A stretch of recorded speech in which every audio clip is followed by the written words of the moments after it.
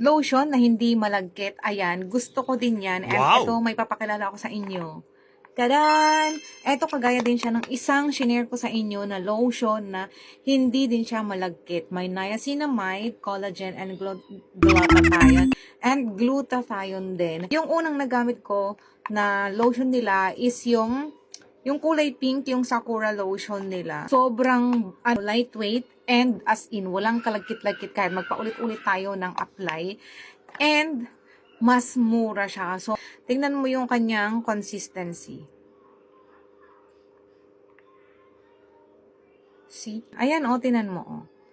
Ano siya, may pagka-watery yung, niya, yung kanyang lotion and meron siyang amoy na mabango, amoy bulaklak, pero hindi naman siya nakaka-overwhelm. And kumakapit sa skin yung amoy niya. Very lightweight siya. Perfecto sa mga naghahanap ng mga lightweight na lotion.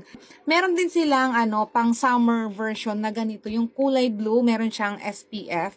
Medyo mas mahal ng konti yun compare dito, pero still affordable pa rin siya kasi abot kaya pa rin yung kanyang presyo. So, kung gusto mong itry, ayan, ilalagay ko yung link sa yellow basket. And don't worry dahil ang mga lotions ng Shawil ay FDA approved.